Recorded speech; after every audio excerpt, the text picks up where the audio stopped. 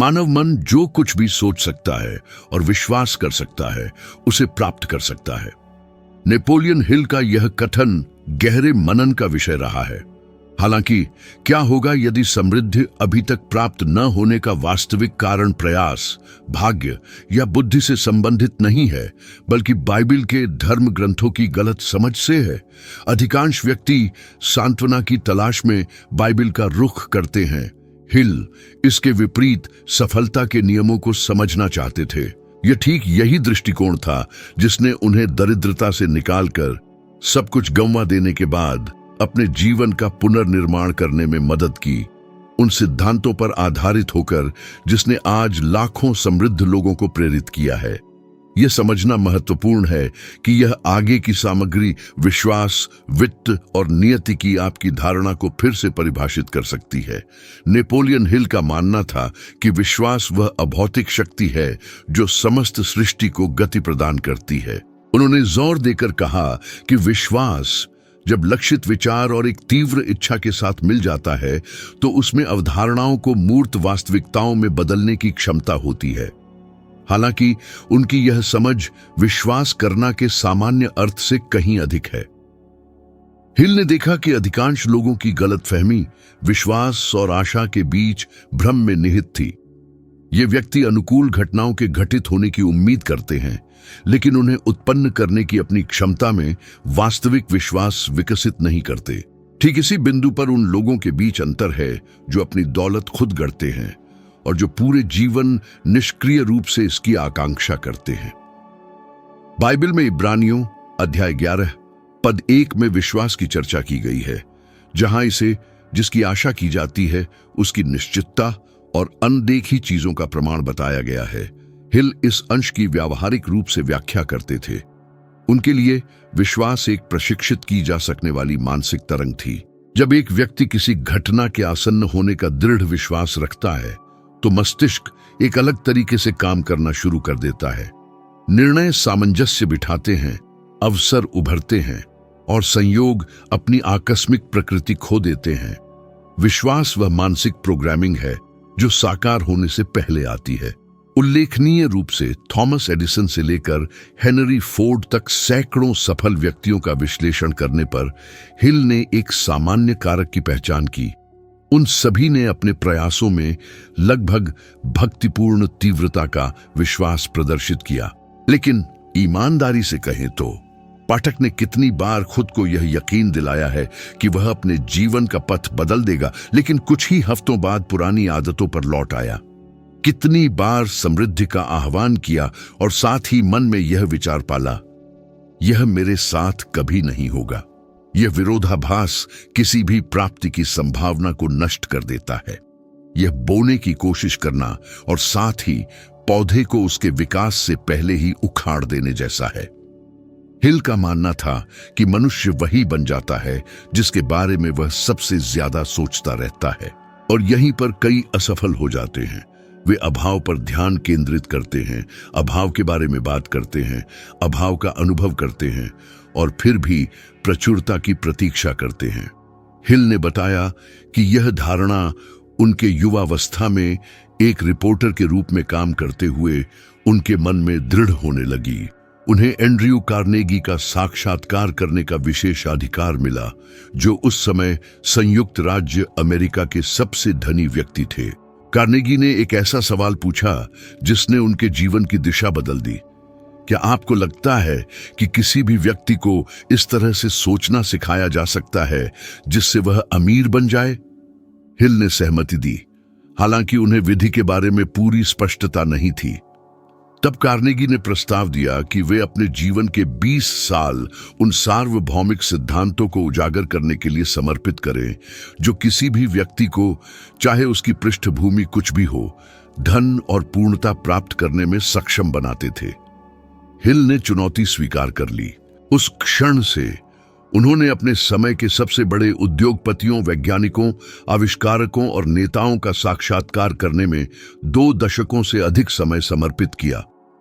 उनकी यह खोज थी कि उन सभी ने किसी न किसी रूप में एक मौलिक बाइबल सिद्धांत के अनुप्रयोग को आत्मसात कर लिया था।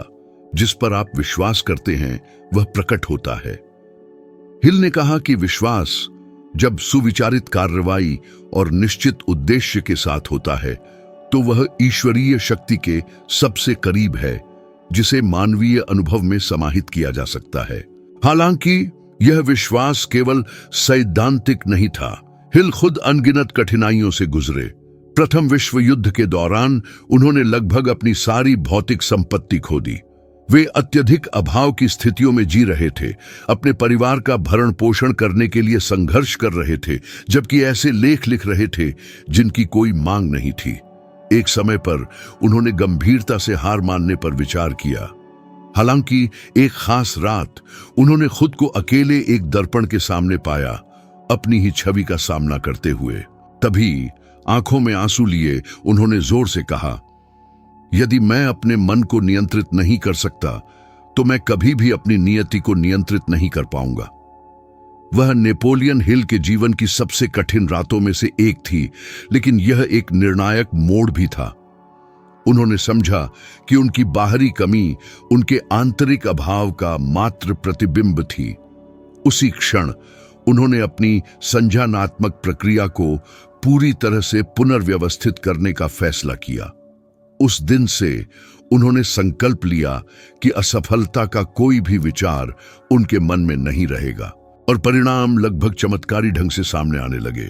जो अवसर पहले असंभव लगते थे वे साकार होने लगे, लोग मदद करने लगे और उन्होंने व्यावहारिक रूप से वह समझना शुरू किया जो पहले केवल सैद्धांतिक रूप से समझते थे। विश्वास एक सृजनात्मक मानसिक अवस्था है, न कि एक निष्क्रिय विश्वास। यह उल्लेखनीय है कि यह मानव मन की संरचना से किस प्रकार जुड़ा हुआ है। समकालीन न्यूरोसाइंस अनुसंधान यह साबित करता है कि मस्तिष्क भावनात्मक तीव्रता के साथ कल्पना किए गए अनुभव को वास्तविक अनुभव से अलग नहीं कर पाता है। इसका तात्पर्य यह है कि जब किसी बात पर गहराई से विश्वास किया जाता है तो सेरेब्रल कॉर्टेक्स इस तरह से काम करना शुरू कर देता है जैसे कि वह वास्तविकता पहले से ही स्थापित हो चुकी हो। मस्तिष्क का रेटिकुलर सिस्टम ऐसी जानकारी को छानना शुरू कर देता है जो इस दृढ़ विश्वास के साथ मेल खाती है, और व्यक्ति ऐसे अवसरों को पहचानना शुरू कर देता है जिन्हें पहले बस अनदेखा कर दिया जाता था। विज्ञान द्वारा इसकी पुष्टि होने से दशकों पहले हिल ने इस गतिशीलता को समझ लिया था। जरा इस पर गौर करें। पाठक ने कितनी बार कम योग्यता, निम्न शैक्षणिक पृष्ठभूमि और सीमित संसाधनों वाले व्यक्तियों को अधिक योग्य लोगों की तुलना में कहीं अधिक सफलता प्राप्त करते देखा है। ऐसा इसलिए होता है क्योंकि विश्व मंच जरूरी नहीं कि सबसे बुद्धिमान को पुरस्कृत करे, बल्कि सबसे दृढ़ निश्चयी को करता है। दृढ़ विश्वास कार्रवाई को जन्म देता है और लगातार कार्रवाई परिणाम उत्पन्न करती है। विश्वास, जैसा कि हिल का मानना था, सभी उपलब्धियों का प्राथमिक और अदृश्य इंजन है। यह उल्लेखनीय है कि वह बाइबल के सभी सिद्धांतों में इस सच्चाई को देखते थे। जब यीशु ने घोषणा की, विश्वास करने वाले के लिए सब कुछ संभव है, तो हिल ने वहां न केवल एक आध्यात्मिक निर्देश बल्कि मानसिक कार्य प्रणाली का एक नियम देखा। उन्होंने जोर देकर कहा कि बाइबल कोई धार्मिक ग्रंथ नहीं, बल्कि मानव विकास के लिए एक मार्गदर्शिका थी। विश्वास रचनात्मक मन का गुप्त कोड था, और जब मनुष्य अपने विचारों को अपने विश्वास के साथ सामंजस्य बिठाता है तो वह अपनी वास्तविकता का सह निर्माता बन जाता है। हालांकि हिल ने यह चेतावनी भी दी, विश्वास को दैनिक पोषण की आवश्यकता होती है। मांसपेशी की तरह यदि इसका प्रयोग न किया जाए तो यह कमजोर हो जाती है। इसी कारण से उन्होंने सुलभ प्रथाओं की वकालत की, सकारात्मक प्रतिज्ञाओं का दोहराव, लक्ष्यों का दृश्यावलोकन और नकारात्मक विचारों पर अप्रतिबंधित नियंत्रण। उन्होंने तर्क दिया कि प्रत्येक संदेहपूर्ण विचार के लिए उसे तुरंत निश्चितता की प्रतिज्ञा से बदल देना चाहिए, और यह अभ्यास भावना के साथ किया जाना चाहिए, न कि केवल शाब्दिक सूत्रों के साथ। उन्होंने सबसे कठिन तरीके से सीखा कि कार्रवाई रहित विश्वास केवल एक भ्रम है। अभाव का सामना करने के वर्षों के बाद हिल ने पहचाना कि प्रामाणिक विश्वास गति की मांग करता है। यह इस तरह से कार्य करने का कार्य है जैसे आप जो चाहते हैं वह पहले से ही चल रहा है। जब उन्होंने यह दृष्टिकोण अपनाया तो उनकी वास्तविकता पूरी तरह से बदल गई। वह अब जीवन से कुछ देने का इंतजार नहीं करते थे। वह ऐसे कार्य करने लगे जैसे उनके पास पहले से ही सब कुछ हो। इस मानसिक परिवर्तन ने उनकी जीवनी को फिर से परिभाषित किया। वह व्यक्ति जिसे एक समय बेघर और अपमानित किया गया था, बाद में उन्होंने सर्वकालिक सबसे अधिक बिकने वाली कृतियों में से एक सोचो और अमीर बनो, थिंक एंड ग्रो रिच लिखी, जिसने विश्व स्तर पर लाखों व्यक्तियों को प्रभावित किया। उनके विश्वास ने उन्हें दरिद्रता से बचाया और सफलता के दर्शन के प्रमुख विचारकों की श्रेणी में ला खड़ा किया। सवाल यह बना हुआ है, यदि पवित्र शास्त्र सिखाते हैं कि विश्वास पहाड़ों को हिला देता है और नेपोलियन हिल ने दिखाया कि यह धन संपत्ति भी जुटाता है, तो इन सिद्धांतों के व्यावहारिक अनुप्रयोग को वास्तव में क्या रोकता है? क्या पाठक वास्तव में विश्वास की शक्ति में विश्वास करता है, या वह केवल यह उम्मीद करता है कि कुछ बदलेगा बिना अपने मन की आंतरिक प्रक्रियाओं पर नियंत्रण किए? वास्तविकता यह है कि जिस पर विश्वास किया जाता है वह प्रकट होता है, और जब तक इस सच्चाई को समझा नहीं जाता, यह धारणा बनी रहेगी कि धन कुछ ही लोगों के लिए एक वरदान है, जबकि वास्तव में यह केवल उस मन का स्वाभाविक परिणाम है जिसने सही ढंग से विश्वास करना सीख लिया है। भय निस्संदेह सबसे कपटी और विनाशकारी शत्रु है। नेपोलियन हिल ने दावा किया कि डर मानव मन को निष्क्रिय करने के लिए इस्तेमाल किया जाने वाला सबसे शक्तिशाली हथियार है, और सबसे चिंताजनक बात यह है कि यह व्यक्ति को बिना महसूस हुए ही अंदर घुस जाता है। यह विवेक, तार्किक तर्क और सामान्य ज्ञान के रूप में छिपा रहता है, लेकिन सच्चाई यह है कि डर ही वह कारण रहा है जिसकी वजह से अधिकांश लोग अपनी इच्छित सफलता कभी हासिल नहीं कर पाते हैं। यही वह है जो अत्यधिक वांछित परियोजना की शुरुआत, परिवर्तनकारी क्षमता वाले उद्यम में निवेश या अपनी आकांक्षाओं की दिशा में पहला कदम उठाने में बाधा डालता है। हिल ने मानव व्यवहार का बारीकी से अध्ययन किया और एक परेशान करने वाली सच्चाई उजागर की। मानवता में 6 मौलिक भय प्रमुख हैं: आर्थिक अभाव का भय, निंदा का भय, बीमारी का भय, स्नेही संबंध खोने का भय, बुढ़ापे का भय और मृत्यु का भय। उनका मानना था कि ये 6 भय प्रेतवाधित संस्थाओं की तरह काम करते हैं, जो चुपचाप व्यक्तिगत विचारों और निर्णयों को नियंत्रित करते हैं। गरीबी का डर सबसे व्यापक डरों में से एक है। क्षण भर सोचें, कितनी बार वित्तीय अभाव के डर से किसी आकांक्षा को टाल दिया गया है। नौकरी, व्यवसाय या स्थिरता खोने की आशंका से कितनी बार चिंता की भावना पैदा हुई है। यह डर, जो भावनात्मक प्रकृति का है न कि तार्किक, अक्सर विस्तृत और चित्त में छिप जाता है। व्यक्ति कहते हैं, समय अनुकूल नहीं है, मेरे पास पर्याप्त पूंजी नहीं है, या इसे टालना जरूरी है। हालांकि ऐसे तर्क केवल विफलता की संभावना के खिलाफ एक सुरक्षा कवच के रूप में काम करते हैं। हिल का मानना था कि यह भय संदेह का वास्तविक पाप है, एक ऐसी मानसिक स्थिति जो आस्था के प्रवाह को पूरी तरह से बाधित करती है। पवित्र धर्म ग्रंथ भी चेतावनी देते हैं, जो व्यक्ति मन में डगमगाता है वह अपने सभी कार्यों में अस्थिर होता है। ठीक यही गतिशीलता तब देखी जाती है जब मन में डर हावी होता है। समृद्धि के लिए प्रार्थना करते हैं, फिर भी अपनी क्षमता पर झिझकते हैं। अवसरों की याचना करते हैं, लेकिन जब वे प्रकट होते हैं तो उन्हें अस्वीकार कर देते हैं, अप्रस्तुत होने के बहाने।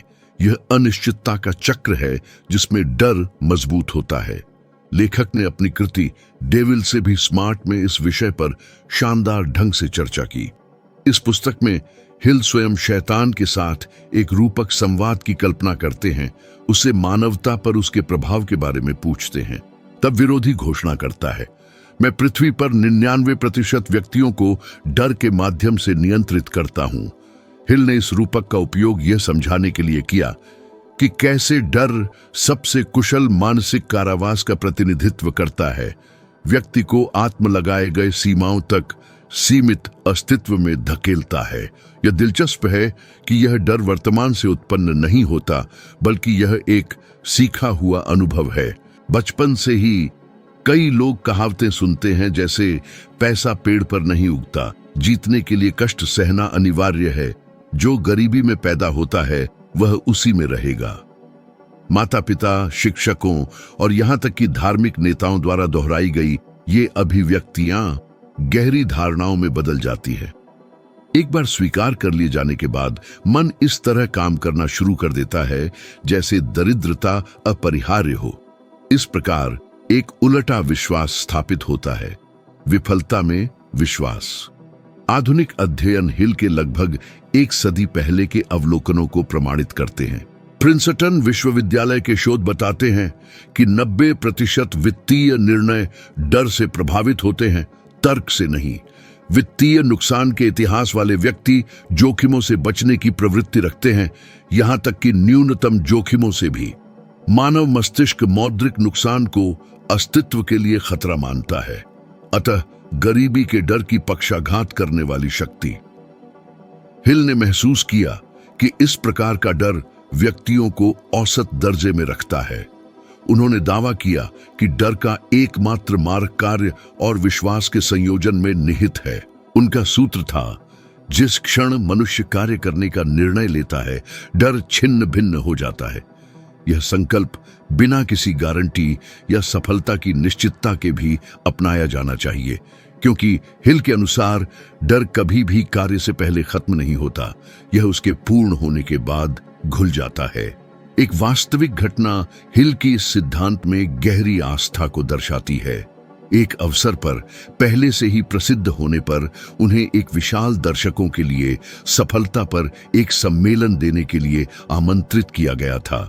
हालांकि मंच पर चढ़ने से कुछ ही क्षण पहले उन्हें सूचित किया गया कि उपस्थित लोगों में एक प्रभावशाली समूह था जो उनकी वीहिमेंटली निंदा कर रहा था और उनकी प्रतिष्ठा पर सवाल उठा रहा था। कुछ मिनटों के लिए हिल ने डर से अभिभूत होने की संभावना का अनुभव किया। उनके हाथ पसीने से भीग गए, हृदय गति तेज हो गई। फिर भी उन्होंने अपने ही शब्दों को याद किया, डर उल्टे विश्वास का मात्र एक प्रकटीकरण है। उन्होंने गहरी सांस ली, मंच पर चढ़े और अपना भाषण शुरू किया, घोषणा करते हुए, आज मैं सफलता पर चर्चा करने का प्रस्ताव नहीं करता, मैं बल्कि उस डर का सामना करने की बहादुरी पर बात करने आया हूं जो हमें इसे प्राप्त करने से रोकता है। पूरी सभा पूर्ण चुप्पी में रही। वह विलक्षण क्षण एकमात्र व्याख्यान को उनके सिद्धांत की एक वाक्पटु गवाही में बदल गया। यह वृत्तांत केवल प्रेरणादायक नहीं है, बल्कि गहराई से स्पष्ट करने वाला भी है। यह दर्शाता है कि डर पूरी तरह से खत्म नहीं होता, लेकिन इसे वश में किया जा सकता है। इस भावना पर विजय प्राप्त करके यह एक प्रेरक शक्ति बन जाती है। यह एक विरोधी होना बंद कर देता है और आसन्न व्यक्तिगत विकास का संकेत बन जाता है।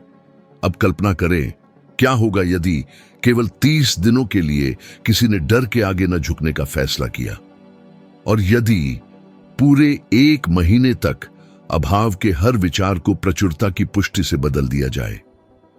हिल ने अपने पाठकों को ऐसी प्रथा के लिए चुनौती दी। उन्होंने दावा किया कि यदि मन लगातार 30 दिनों तक डर से मुक्त रहता है, एक असाधारण परिवर्तन होगा। चेतना बदल जाएगी, और चेतना का यह परिवर्तन किसी भी भौतिक परिवर्तन के लिए पहला कदम था। हालांकि हिल ने यह भी चेतावनी दी थी, डर के खिलाफ टकराव एक दैनिक कार्य है। गरीबी का डर सूक्ष्म रूप से प्रकट होता है, विवेक, यथार्थवाद या नम्रता के भेष में। यह व्यक्ति को यह विश्वास करने के लिए प्रेरित करता है कि वह समझदारी से कार्य कर रहा है, जबकि वास्तव में वह केवल इसके प्रभुत्व में है। इस कारण से डर पर काबू पाने के लिए निरंतर सतर्कता की आवश्यकता होती है। उन्होंने अपने शिष्यों को दैनिक आत्मविश्लेषण करने का निर्देश दिया, खुद से पूछते हुए, आज मैंने डर के कारण कौन सा निर्णय नहीं लिया। यह सरल पूछताछ यह दर्शाने की क्षमता रखती है कि डर अभी भी किसी के अस्तित्व पर कितना नियंत्रण रखता है। इस आत्मावलोकन को शुरू करने पर यह पता चलता है कि अधिकांश चूकें न शुरू किया गया उद्यम, न लिया गया कोर्स, टाली गई बातचीत आंतरिक रूप से डर से जुड़ी है।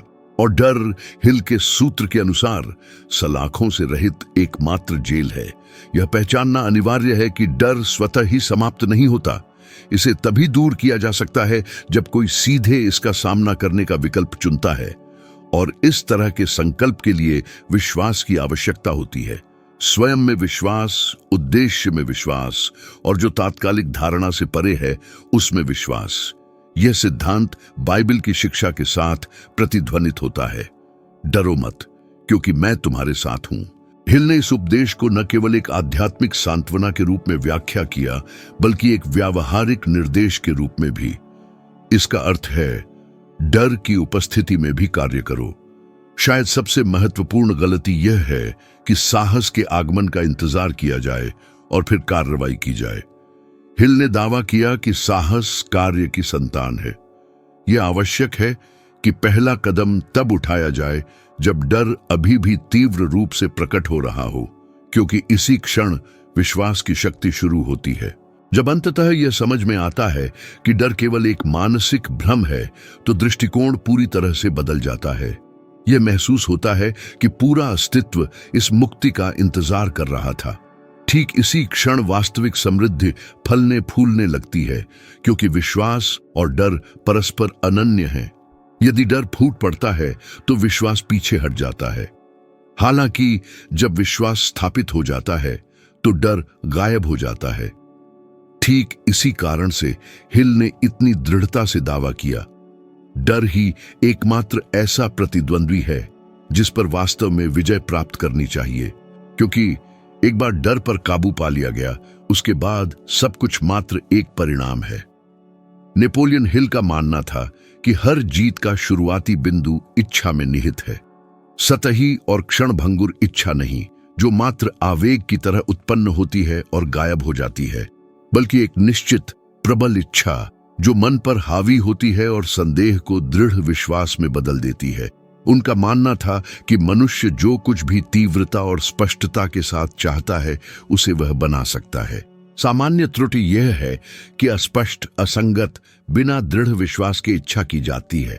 लोग समृद्धि की कामना करते हैं, लेकिन यह परिभाषित नहीं करते कि इसका क्या अर्थ है। वे धन चाहते हैं, लेकिन राशि या उद्देश्य निर्दिष्ट नहीं करते। परिभाषा के बिना इच्छा एक कंपास के बिना जहाज की तरह है। वह चलता तो है, लेकिन बिना किसी गंतव्य के। धर्म ग्रंथों ने पहले ही फैसला सुनाया था, मांगो और तुम्हें दिया जाएगा, ढूंढो और तुम्हें मिलेगा। हिल ने इस पद को एक मानसिक सिद्धांत के रूप में देखा। उनके लिए मांगना याचना नहीं थी, बल्कि अपने मन को बनाने का एक आदेश था। उन्होंने कहा कि इच्छा के बिना विश्वास एक ईंधन के बिना इंजन है। इसी कारण कई प्रार्थनाएं पूरी नहीं होती, क्योंकि प्रार्थना में इच्छा की प्रखरता नहीं होती, वह संदेह की शीतलता से उत्पन्न होती है। जब हिल ने अपनी सबसे प्रसिद्ध कृति लिखनी शुरू की, तो वे दिवालियापन की स्थिति में थे। उन पर भारी कर्ज था, उनकी पत्नी उन्हें छोड़ने वाली थी, और वे खुद अपने काम की प्रासंगिकता पर सवाल उठा रहे थे। अभाव के इसी माहौल में उन्होंने एक महत्वपूर्ण निर्णय लिया। जो वे पाना चाहते थे, उसके लिए केवल प्रार्थना करने के बजाय वे ऐसे व्यवहार करना शुरू करेंगे मानो वह पहले से ही उनके पास हो। उन्होंने खुद को अपने कार्यालय में बंद कर लिया और सोचो और अमीर बनो, थिंक एंड ग्रो रिच लिखना शुरू कर दिया। भले ही इसके प्रकाशन की कोई उम्मीद नहीं थी, उनकी इच्छा इतनी तीव्र थी कि वह एक जीवन शक्ति में बदल गई। वे जो कर रहे थे उस पर उनका विश्वास इतना गहरा था कि असफलता की कोई गुंजाइश नहीं थी। दिलचस्प बात यह है कि कुछ ही समय बाद एक प्रकाशन गृह ने इस काम में रुचि दिखाई और यह सर्वकालिक सबसे अधिक बिकने वाली पुस्तकों में से एक बन गई। हिल इच्छा की तुलना एक बीज से करते थे जो केवल उपजाऊ मिट्टी में ही अंकुरित होता है और सावधानी से पोषित होता है। मानवीय मन में यह मिट्टी विश्वास है। इच्छा विचारों से बोई जाती है और भावनाओं से पोषित होती है। जब कोई भावना के साथ सोचता है तो मस्तिष्क उसकी इच्छा के पक्ष में कार्य करता है। यह चयनात्मक ध्यान के क्षेत्रों को सक्रिय करता है, जिससे पहले अनदेखे अवसर सामने आते हैं। ऐसा लगता है मानो ब्रह्मांड साजिश रच रहा हो, जबकि वास्तव में व्यक्ति वह सब देखने लगता है जो हमेशा सुलभ था। हालांकि हिल चेतावनी देते थे, इच्छा केवल एक सनक नहीं होनी चाहिए, उद्देश्य ही कठिनाइयों के सामने किए गए प्रयास का आधार है। यह कहा जाता था कि व्यक्ति कैसे को तब तक सहन कर लेता है जब तक उसके पास पर्याप्त मजबूत क्यों होता है। यही असंख्य हार मानने का कारण है। इच्छा तो होती है, लेकिन गहरी प्रेरणा की कमी होती है। लोग गरीबी से बचने के लिए धन की तलाश करते हैं, न कि कुछ बेहतर बनाने के लिए। ब्रह्मांड पलायन को पुरस्कृत नहीं करता, बल्कि उद्देश्य को पुरस्कृत करता है। जिन महान हस्तियों का उन्होंने साक्षात्कार किया, उनके जीवन का विश्लेषण करते हुए हिल ने उन सभी में एक स्पष्ट और परिभाषित इच्छा को महसूस किया। थॉमस एडिसन दुनिया को रोशन करना चाहते थे। हेनरी फोर्ड का लक्ष्य था कि हर कोई कार चला सके, और एंड्रयू कार्नेगी प्रगति के अवसर पैदा करना चाहते थे। इनमें से किसी ने भी पैसे के लिए अपनी खोज शुरू नहीं की थी, जो जुनून और उद्देश्य की स्पष्टता के परिणाम स्वरूप सामने आया। ठीक इसी बिंदु पर कई लोग भ्रमित हो जाते हैं, उद्देश्य की बजाय धन की खोज को प्राथमिकता देते हैं। इसके अलावा इच्छा की स्पष्टता इस बात को भी आकार देती है कि किस तरह के व्यक्ति आकर्षित होते हैं। हिल एक तीव्र इच्छा के चुंबकीय स्वरूप को प्रतिपादित करते थे, जो एक कंपन आवृत्ति उत्पन्न करने में सक्षम है, जो संगत लोगों, विचारों और परिस्थितियों को आमंत्रित करती है। यह धारणा, जिसे तब रहस्यमय माना जाता था, आज तंत्रिका अनुनाद न्यूरल रेजोनेंस द्वारा वैज्ञानिक रूप से स्पष्ट की जाती है।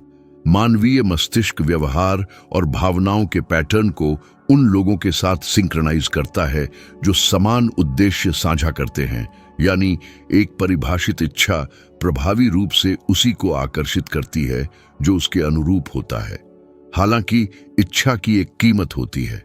हिल ने यह बात खुलकर कही थी कि जो व्यक्ति धन की लालसा रखता है लेकिन बलिदान से डरता है, उसे वह कभी प्राप्त नहीं होगा। प्रामाणिक इच्छा पूर्ण प्रतिबद्धता की मांग करती है, जिसमें कोई योजना भी स्वीकार्य नहीं होता। हिल प्राचीन विजेताओं के रूपक का उपयोग करते थे, जो नई भूमि पर पहुंचने पर वापसी का विकल्प खत्म करने के लिए जहाजों को जला देते थे। उनका मानना था कि इच्छा को वास्तविकता में बदलने के लिए ऐसी मानसिकता अनिवार्य है। शायद सबसे प्रेरणादायक उदाहरण ऐसे व्यक्ति से आता है जिसे हिल कभी नहीं जानते थे, लेकिन जिसने इस सिद्धांत को सटीक रूप से लागू किया। Oprah Winfrey. उन्होंने खुद हिल की किताब से अपनी मानसिकता के परिवर्तन के बारे में बताया। हर उपलब्धि का प्रारंभिक बिंदु इच्छा है। वाक्य को पढ़ते ही उन्हें समझ आ गया कि उनका जीवन तभी बदलेगा जब वे सचेत रूप से इच्छा करना शुरू करेंगी। वे हर दिन अपनी वांछित करियर और प्रभाव की कल्पना करती थीं, ऐसे व्यवहार करती थीं मानो वे पहले से ही वास्तविकता हों।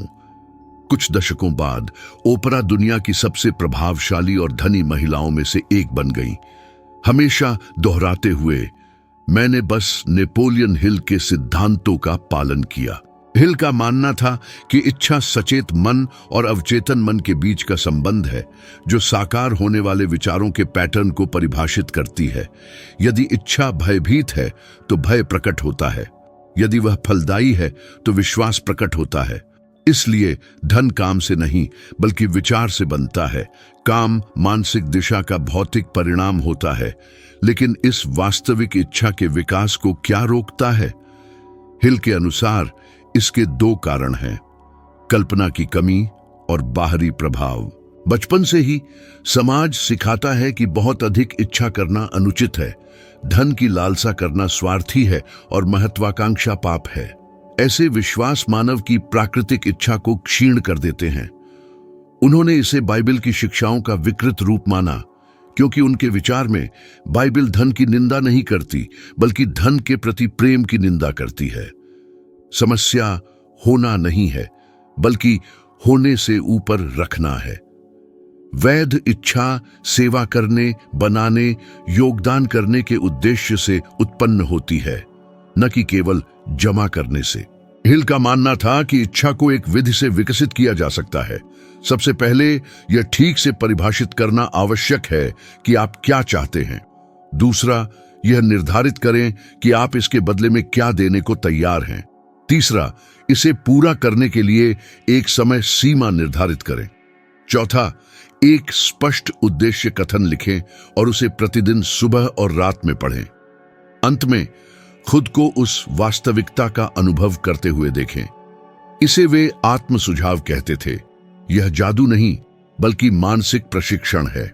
जैसा कि कई लोग मानते हैं, इसके विपरीत हिल अंधविश्वास का प्रचार नहीं करते थे, बल्कि सुनियोजित कार्रवाई का प्रचार करते थे। इच्छा चिंगारी है, लेकिन कार्य अग्नि है, और यह कार्य निरंतर होना चाहिए। परिणामों के साकार होने से पहले भी उन्हें खुद अपने काम को मान्यता मिलने में 2 दशक से अधिक का समय लगा, लेकिन उन्होंने कभी भी ऐसा कार्य करना बंद नहीं किया मानो सफलता अपरिहार्य हो। इस शिक्षा की सबसे बड़ी शक्ति इसकी बाहरी परिस्थितियों से स्वतंत्रता में निहित है। इसे तुरंत लागू किया जा सकता है, यह परिभाषित करते हुए कि वास्तव में क्या मांगा जा रहा है और पूरी तरह से प्रतिबद्ध होकर। हिल का कहना था कि ब्रह्मांड दृढ़ता को उदारता से पुरस्कृत करता है और अनिश्चितता को कमी से दंडित करता है। संक्षेप में, सब कुछ एक मौलिक प्रश्न पर आता है। आप वास्तव में क्या चाहते हैं? वह नहीं जो आपको लगता है कि आपको चाहना चाहिए, न ही वह जो दूसरे उम्मीद करते हैं, बल्कि वह जो आपके भीतर की गहराई को प्रज्वलित करता है। क्योंकि यदि इच्छा हल्की होगी तो परिणाम भी वैसे ही होंगे। मन तीव्रता पर प्रतिक्रिया करता है। जब इच्छा एक सकारात्मक जुनून बन जाती है तो असंभव केवल समय की बात लगने लगता है। नेपोलियन हिल ने इसे अपने जीवन से साबित किया। गरीबी को उद्देश्य में, असफलता को विश्वास में और इच्छा को वास्तविकता में बदल दिया। वही शक्ति उसे भी उपलब्ध है जिसमें स्पष्टता, विश्वास और अटूट दृढ़ता के साथ इच्छा करने का साहस हो। क्योंकि जैसा कि वे कहते थे, जो कुछ भी मन कल्पना कर सकता है और विश्वास कर सकता है, उसे वह प्राप्त कर सकता है, बशर्ते इच्छा इतनी प्रबल हो कि कार्य की अग्नि प्रज्वलित कर सके। यदि पाठक या श्रोता यहां तक पहुंचे हैं तो इसका कारण यह है कि उनके भीतर किसी चीज ने संयोग की अनुपस्थिति को समझा है। इसमें से कुछ भी इत्तेफाक नहीं था। यहां प्रस्तुत प्रत्येक शब्द चिंतन और शिक्षा में धन, विश्वास और उद्देश्य के प्रति दृष्टिकोण को बदलने की शक्ति है। यदि इस दृष्टिकोण ने एक नया परिप्रेक्ष्य उत्पन्न किया है तो नेपोलियन हिल जिस परिवर्तन की इतनी बात करते थे वह पहले ही शुरू हो चुका है। क्योंकि वास्तविक विकास तब होता है जब मन वह देखने के लिए खुलता है जो हमेशा स्पष्ट था, लेकिन जिसे कुछ ही समझने का साहस करते हैं। समृद्धि का मार्ग उन लोगों के लिए नहीं है जो शॉर्टकट खोजते हैं, बल्कि उन लोगों के लिए है जो चेतना खोजते हैं। यदि पाठक या श्रोता यहाँ हैं तो इसका मतलब है कि वे कुछ बड़ा चाहते हैं। सीमित करने वाली मान्यताओं से मुक्त होना और भीतर से बाहर की ओर प्रचुरता का जीवन बनाना। यही कारण है कि मैं दृढ़ रहता हूं, क्योंकि मेरी प्रतिबद्धता आपके विकास के साथ है। अंत में समाप्त करने से पहले प्रदर्शित वीडियो देखने का सुझाव दिया जाता है। यह इस यात्रा की स्वाभाविक निरंतरता है जो आज शुरू हुए परिवर्तन को गहरा करती है। इसे अभी क्लिक करने की सलाह दी जाती है। मैं अगले सामग्री में आपका इंतजार कर रहा हूं, क्योंकि मेरी यहां उपस्थिति संयोग से नहीं है, न ही आपकी। हम अगले वीडियो में मिलेंगे।